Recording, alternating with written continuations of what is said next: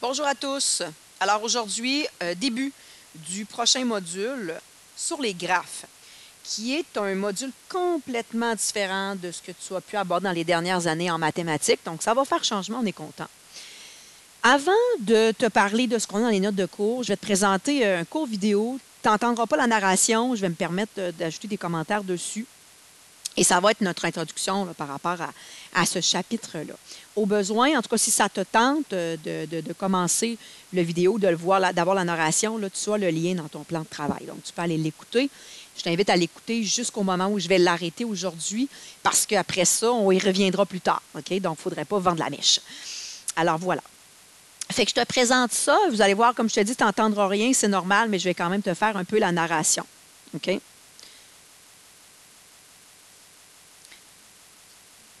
Donc, en fait, tu avais, bon, il y a déjà passablement de temps, on a une ville qui s'appelait Königsberg, qui s'appelle maintenant Kaliningrad. Je te la situerai tantôt au niveau géographique. Et cette ville-là avait 2 îles comme ça, et avec 7 ponts okay, qui reliaient les villes et les 2 rives. Et on avait Euler ici, qui est un mathématicien qui se posait bien des questions. Et il y a aussi les habitants qui lui avaient soumis une question, et lui a tenté d'essayer d'y répondre. La question était la suivante. Est-ce qu'on peut, okay, pour cette situation-là, est-ce qu'on peut partir à quelque part, donc partir sur une rive ou sur une île, passer par les 7 ponts, une et une seule fois, et revenir à son point de départ? Ou est-ce qu'un habitant pourrait partir à un endroit particulier, passer une et une seule fois par chaque pont et finir ailleurs? Donc, on a un habitant qui fait sa tournée, vend ses légumes, part à un endroit, fait sa tournée et termine à un autre endroit, là, sur une autre rive ou sur une autre île. Est-ce que c'est possible pour un habitant ou pour Euler de, je le répète, partir à un endroit, passer une et une seule fois par chacun de ces 7 ponts-là et revenir au point de départ ou pas? Est-ce que c'était possible? Euler s'est posé la question il y a déjà bien un moment. Et il y a les habitants aussi là, qui lui posaient la question. Et Euler, lui, il s'est dit, bon, ben moi, je suis mathématicien, hein, je suis capable de régler ça. Pour être capable de régler, de répondre à cette question-là, il a inventé une nouvelle branche mathématique à ce moment-là, qui n'existait pas, qui s'appelle la théorie des graphes. Et c'est ce qu'on va aborder dans les prochaines semaines. Je ne te soumets pas la solution aujourd'hui.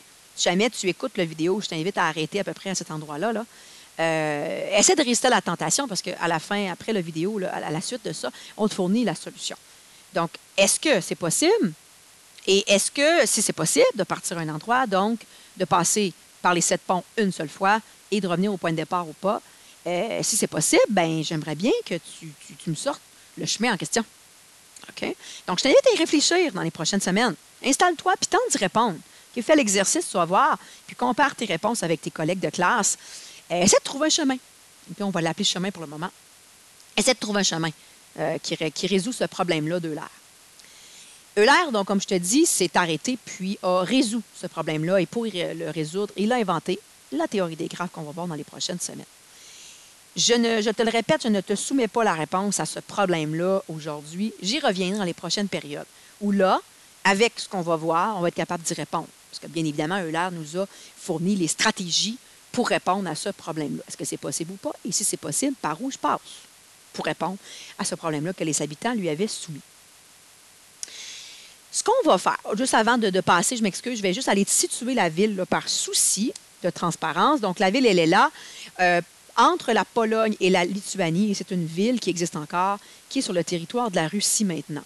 Si on regarde la ville, juste par curiosité, hein, parce qu'on avait le problème de l'air il y a déjà plusieurs temps, tu remarqueras que ce n'est pas tous les ponts qui ont subsisté maintenant, dans les années 2000.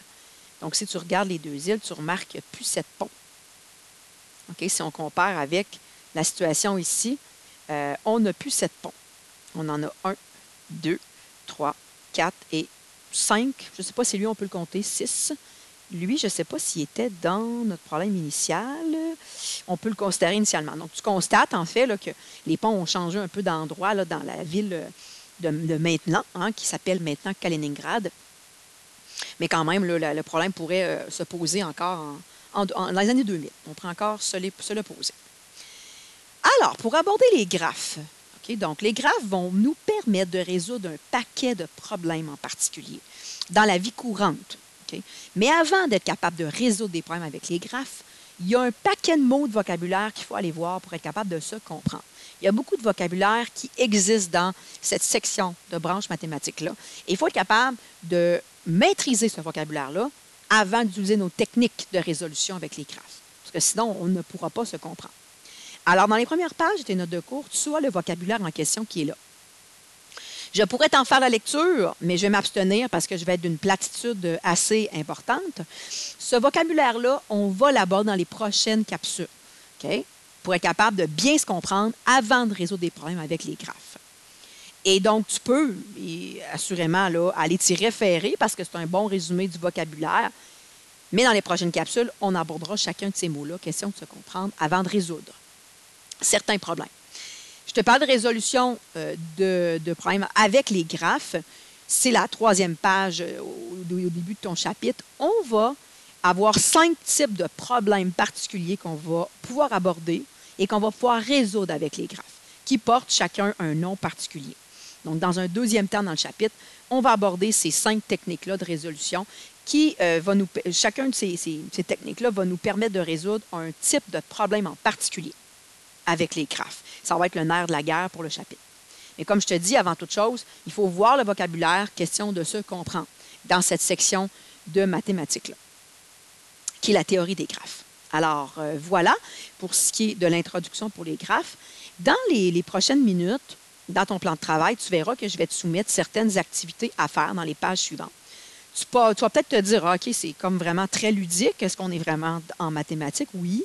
Je vais pouvoir, avec ces activités-là, après ça, y revenir pour te montrer que pour des activités que tu connais probablement, là, que tu as déjà fait un peu, là, je vais pouvoir y revenir et pouvoir t'expliquer en quoi les graphes sont utiles et pourraient ici te permettre d'y aller plus rapidement pour résoudre le petit problème que je vais te soumettre dans les activités.